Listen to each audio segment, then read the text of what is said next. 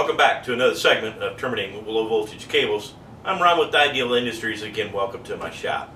Hey, in this segment, which is going to be part one of a many-part segment, I'm not exactly sure how many parts this is going to be, but it's part one of the smart home concept. And so be looking for a number of these and hopefully find the one you're looking for. But what we're going to cover and what I'm going to try and attempt to do here is talk about how do we go about wiring a home properly for low voltage applications, which is traditionally something we have never done in homes.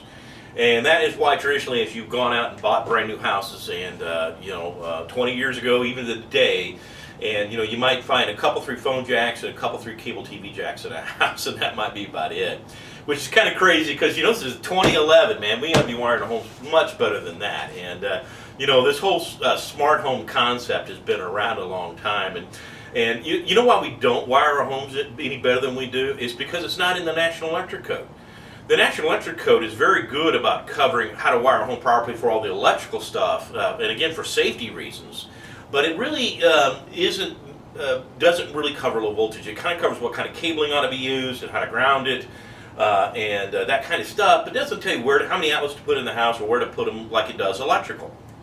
So this whole smart home concept has been around a long time. We just never really have paid it a ton of attention, certainly in the code book. And I remember growing up in the 60s, when I'm 9 years old, we're putting men on the moon, and I'm thinking to myself, wow, by the time the year 2000 comes around, which would be the end of the millennium, I'll be 40 years old and I'll have something like George Jetson's house for sure by then. And we're nowhere near George Jetson's house, but we're a lot further down this path than we ever have been. So, and I would tell you that it costs you about 1 to 2% of a cost for a brand new home to wire it for the basics. Okay, so it's not like it's a ton of money. Now you can go crazy, stupid above that and spend a bunch of money, but I would tell you as a general rule, the wiring the wall is the cheap part of the installation. It's really what you hook to that darn wire that gets expensive. So. Again, I err on the side of putting a lot of wires in walls. And you can do a lot of crazy things at homes today. And there are home integration companies today, and you'll find them out there. And they work with companies like AMX and Crestron and Control4, and Microsoft has a system we call Media Center. And these are home integration guys, man. And they can do anything in a house. You bring them money, they make it happen. I mean, if you want to be able to hit the button on the remote, and all of a sudden your drapes close, the lights dim down, and that 60 or 80-inch TV drops out of the ceiling, and your popcorn popper over here is popping popcorn all of a sudden, and your chair hits the massage mode. They can do that with one button. It just takes money, as they say. So, but some basics that we would want to wire a home for that everybody would want to have, and one we've always gotten is phone. We've always gotten phone of some sort wired in the house. May not have been very good, but we got phone. We also usually got cable TV or a little bit of coax, for cable or for satellite applications, okay? But one on top of that I'd like to see in everybody's home, and this is, again, 2011, we've had PCs part of our lives, for a lot of us, all of our lives. We would want to have data networking within the home, okay?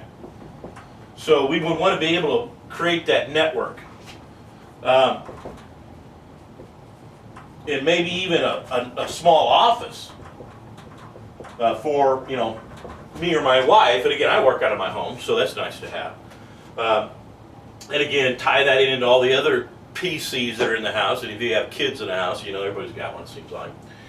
But on top of those are kind of the basics we would want. Audio would be another one that I would add to the list today. That it's become so important to so many, and we can do distributed audio too, where we got, for the whole house. I'm not just talking about a stereo down in the old living room like Mom and Dad used to have. And those are kind of the basics I would like to see all houses wired for. Now, again, as I said earlier, and by the way, some of these are none of these are terribly expensive, and audio, you can spend a lot of money, but you tell an 80-year-old guy I'm going to put a data network in your house, he's probably not going to care.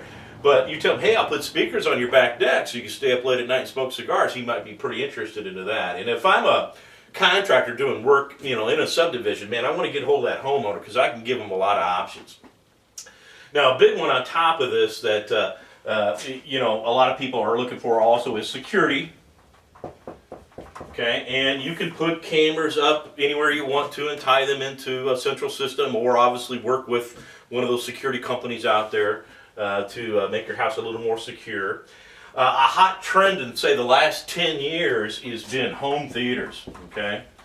And we will not spend a ton of time in a home theater segment, but I will give you some basics in home theaters. And, if a guy starts wanting, a home theater or to install one, you gotta understand the sky's the limit. I mean, you can spend a lot of money in a home theater.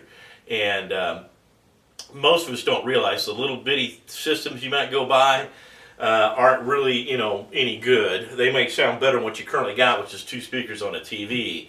But if you're going to get into a true home theater and design one properly, you're going to be spending $10,000, $15,000, $20,000 at a minimum, because it's probably going to be a dedicated room. Lighting controls or something else we can do, heating and air conditioning controls. Again, kind of nice to be able to control that stuff remotely if you're on vacation, or you're just trying to be a little bit more green-minded and be able to save energy. Those are definitely things we can do. So we can do a lot of cool things in a home. And again, the sky is the limit. Anything you can dream up. And since the National Electric Code doesn't do a very good job of explaining how to do this, where do we go to figure out how to do it right? Well, we use what are called standards, okay? And there have been standards for a lot of years. And one big one you might see is called the 568B. And that's the telecommunications standard inside the United States, or actually North America. And tells us how to wire office buildings and commercial properly for all these low voltage applications. Now, the difference between a standard and a code book is law. You have to follow this. This is what a lawyer would use to sue you. But it isn't worried about how performance. I mean, the code guy is never going to come out and adjust the TV picture on your TV. I mean, he doesn't care how well it looks, right? He's more worried about safety. In standards, yes, we care about how it looks, okay? And in commercial, before we had standards, you basically wired things up and fired them up, see if they worked. And if they didn't work, then you start troubleshooting, figure out why they don't. Well, today we have all kinds of testers that can test our cabling to standards, okay? Now, in the resi world, there's one called a 570B. And when we put wiring in walls, we call them residential structured wiring systems. And that's kind of a generic term today in these industries.